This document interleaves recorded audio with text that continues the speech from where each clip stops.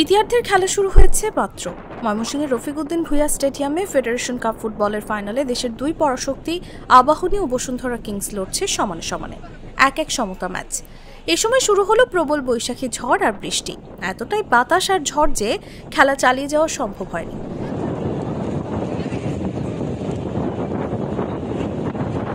বৃষ্টির তোড়ে উড়ে গেছে বিলবোর্ড, ঝড়ের ঝাপটা লেগেছে প্রেস বক্সেও।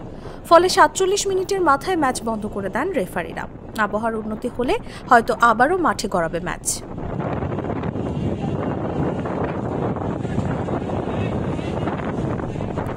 তেরো মিনিটের মধ্যে হওয়া পাল্টাপাল্টি দুই গোলের পর আর কেউ পায়নি জালের খোঁজ। এক গোলে শেষ হয়েছে ফেডারেশন কাপের ফাইনালে আবাহনী কিংস মহরথের প্রথমার্ধ। ৬ মিনিটে কিংসের এগিয়ে যাওয়ার ৭ মিনিট পর আবাহনী সমতায় ফেরা।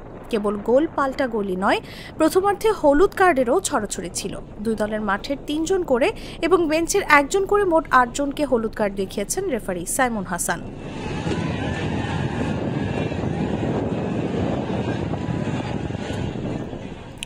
ম্যাচেও ছিল উত্তেজনা। একটি ফাউলকে কেন্দ্র করে দুই দলের খেলোয়াড়দের মধ্যে ধাক্কাধাক্কিও হয়েছে। পরিস্থিতি শান্ত করতে রেফারিকে বেশি বেশি কার্ড ব্যবহার করতে হয়েছে।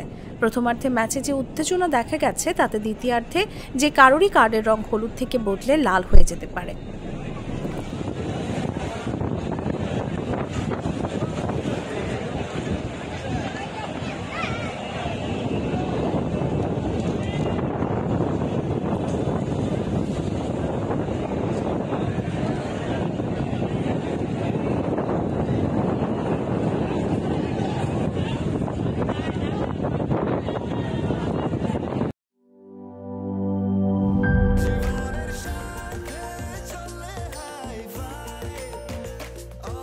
স্বাস্থ্যকর অল টাইম, সব সময় অল টাইম হেলদি লাইফ।